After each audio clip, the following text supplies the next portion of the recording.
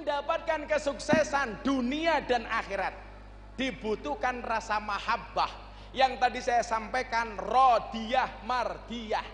Kita cinta, ridho dengan Allah, Allah ridho dengan kita. Syaratnya apa? Harus menjadi pribadi yang mutmainnah. Shallu ala Nabi Muhammad. Nah, maka tujuan orang hidup itu kan cuma sederhana. Rabbana atina fid dunya hasanah wa fil akhirati hasanah wa qina adzabannar.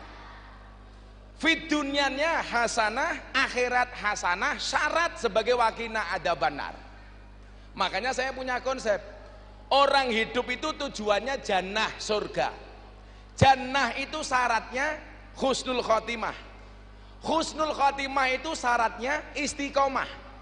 Istiqomah itu syaratnya perjuangan lancar. Perjuangan lancar itu syaratnya ekonomi mapan. Ekonomi mapan syaratnya pekerjaan lancar. Jadi kalau orang punya pekerjaan, punya bisnis, ekonominya mapan. Kalau ekonominya mapan, perjuangannya istiqomah. Perjuangannya lancar. Kalau perjuangannya lancar, dia istiqomah. Kalau istiqomah, matinya husnul khotimah. Kalau husnul khotimah, dipastikan jannah.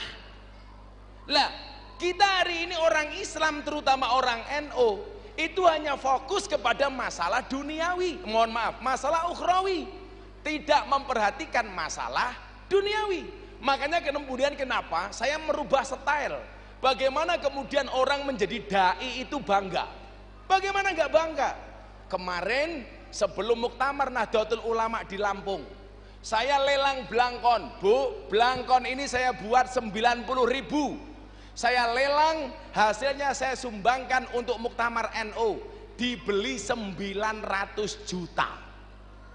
Blangkon 90.000 dibeli 900 juta. Kata Abah Subhan, blangkonnya saja 900 juta, apalagi sarungnya,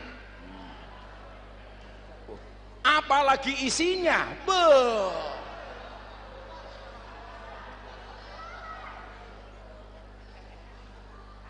Saya kemarin Pak, itu dapat penghargaan dari Leprit, Lembaga Prestasi Indonesia dan Dunia, dalam 3 kategori.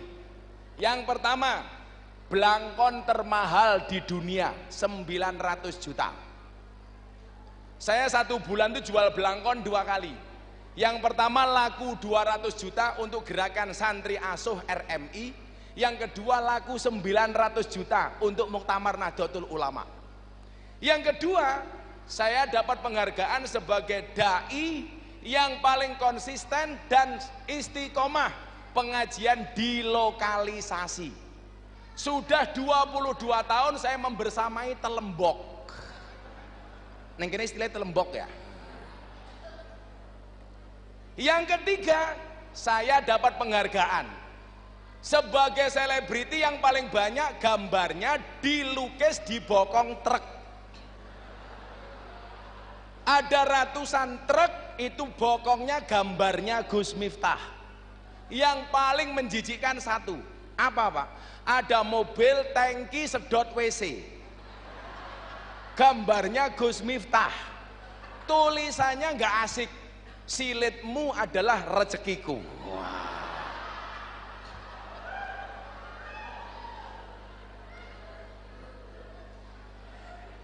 Saya 2 minggu yang lalu, penghargaan itu diberikan kepada saya. Saya pengen kemudian orang itu bangga menjadi ustadz, bangga menjadi dai, sehingga kemudian apa? Bahwa dai itu bisa keren, bahwa ustadz itu bisa bersaing dengan artis. Makanya hari ini banyak kemudian artis-artis yang ikut ngaji dengan saya. Anda mau sebutkan siapa?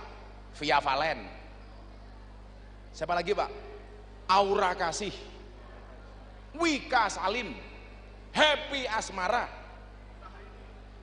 Nikita Mirzani. Wow, iki wong tua yang ngerti Nikita Mirzani iki bahaya iki. Awalnya dulu begini Bapak Ibu, saya ada tawaran acara di TV, Saya matur sama Abah Lutfi, gimana Bah? Waktu itu saya menolak. Abah Lutfi bilang, nak, kalau semua acara TV kamu tolak, pertanyaannya adalah orang NU yang mau dakwah di kalangan atas itu siapa? Padahal tidak semua orang NU itu bisa diterima di kalangan selebriti. Kalau kamu menolak, selamanya orang NU hanya dianggap orang pinggiran. Maka saat itu saya terima kontrak TV Trans 7 sama iNews RCTI. Saya tanda tangan kontrak dan ternyata impactnya luar biasa. Artis kalangan atas banyak yang ngaji dengan saya. Anang Asanti, Atta Halilintar menikah, yang nasihat pernikahan saya. Ria Ricis, saya nasihat pernikahan. Itulah bedanya saya dengan Kiai Subhan. Beliau menang alim, saya menang ganteng. Lah, itu bedanya.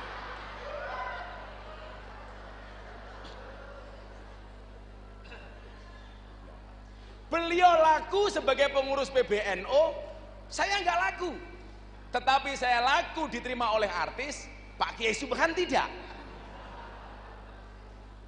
Pak Kiai Subhan ngalim di pondok pesantren, saya ngalim di lokalisasi. Pak Kiai Subhan pernah ikut Gus Miftah di lokalisasi. Saya bilang jangan. Saya khawatir mau masuk nggak mau pulang.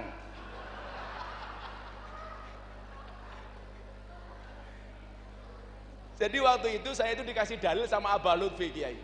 Le, kamu masih ingat toh dalil? Kulla syai'in idza kasura rahusa illal adaba. Segala sesuatu itu kalau jumlahnya banyak pasti harganya murah. Kecuali apa? Adab. Artinya kalau kamu pengen jadi mahal, jadilah yang sedikit. Kiai itu banyak Pak, tapi sing kenter jarang. Siapa? Gus Miftah. Yang lain waras, saya kenter. Kiai banyak, yang ngurusi telembok jarang. Siapa? Gus Miftah.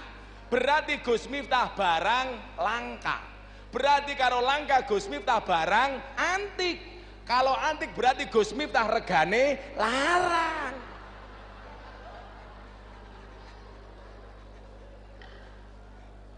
Larang bro.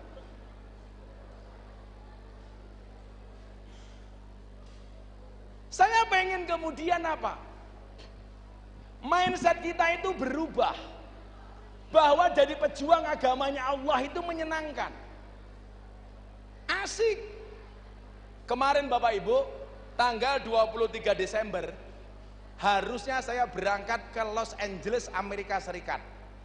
Saya diundang oleh wali kota Los Angeles untuk berbicara toleransi di komunitas gereja Katolik di Amerika. Kenapa mereka ngundang saya? Karena mereka melihat ceramah saya di gereja Battle Indonesia Jakarta Utara bulan Ramadan kemarin, yang super viral, yang saya dikritik habis-habisan. Dasar Miftah masuk gereja kafir. Saya bilang kalau kafir gampang, gimana? Syahadat lagi. Lawang saya itu tiap malam tahlilan. Tiap saat saya mengislamkan orang. Masa gara-gara saya masuk gereja saya kafir? Ada-ada saja. Mungkin kalau saya boleh sombong Kiai, dari sekian banyak Kiai NU yang hampir setiap saat mengislamkan orang itu mungkin saya. Baik kalangan artis maupun orang bule. Pak Kiai Subhan, nyuwun sewu. 2 bulan setelah Deddy Corbuzier masuk Islam, saya ada tamu dari Australia, dari satu kota namanya Canberra, datang jauh-jauh dari Australia ke Indonesia, cari saya Pak. Kenapa? Begitu ketemu saya dia bilang, I will to be a Muslim. Saya pengen jadi orang Islam. Saya tanya, kenapa kamu pengen masuk Islam jauh-jauh datang ke Indonesia ketemu saya? Bukankah di Australia banyak ulama? Apa jawaban dia? Because your Islam is enjoy, relax and happy. Karena Islammu itu adalah Islam yang enjoy, relax dan menyenangkan. Akhirnya saya syahadatkan Kiai, masuk Islam. langsung mau pulang ke Australia. Cerita yang aneh adalah ketika dia mau pulang disuguh makanan sama istri saya. Ternyata nggak doyan, istri saya jengkel, akhirnya dimasakkan sayur bung. Begitu dikasih sayur bung malah cangkeme doyan. Ceritanya dia tanya sama saya, what is this? Ini apa? Saya bingung, bung itu bahasa Inggrisnya apa? Akhirnya saya jawab, this is a bung. Karena dalam kosakata bahasa Inggris gak ada bung, Pak. Kemudian dia tanya lagi sama saya, what is the meaning of bung?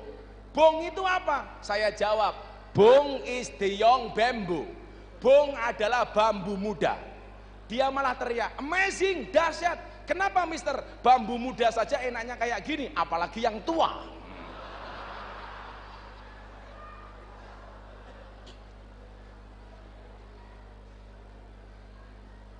Makanya saya pengen adik-adik di luar sana ya, yang mungkin hari ini terprovokasi dengan model dan setel saya.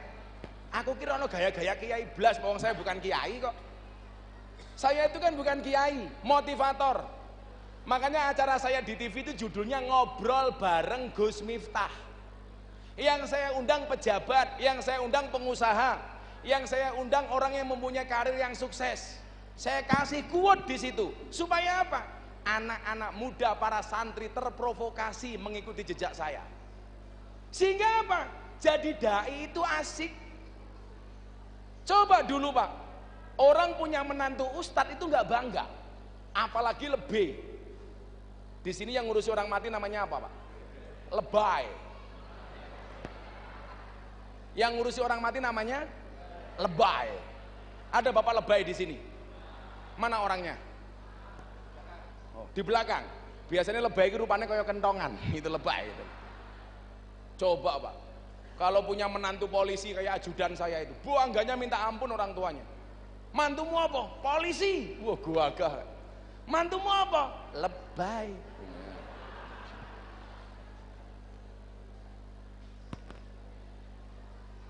Padahal polisi mati saya ngurusi lebay. Polisi yang mati yang bungkus siapa Bu? Lebay. Lebay mati, bungkus dewek. Ayo harap ngapa kok? Makanya kemudian apa? Untuk mendapatkan kesuksesan dunia dan akhirat dibutuhkan rasa mahabbah. Yang tadi saya sampaikan, rodiyah mardiyah. Kita cinta, ridho dengan Allah, Allah ridho dengan kita. Syaratnya apa? Harus menjadi pribadi yang mutmainnah. Makanya kalau tadi saya pikir begitu masuk krungu sone stres saya. Waduh, larepe ngaji wong sakmene mbane suarane ra ono, stres.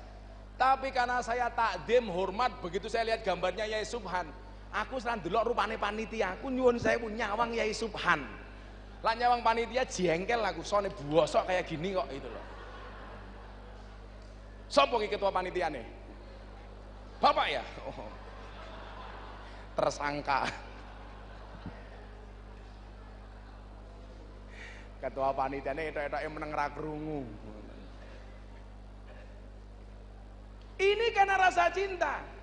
Maka malam hari ini saya sampaikan kepada warga Brebes, cintaku padamu seperti air kencing di dalam kolam renang. Maksudnya apa? Wujudnya tidak nampak tapi hangatnya bisa dirasakan. Wah. Shallu ala Nabi Muhammad.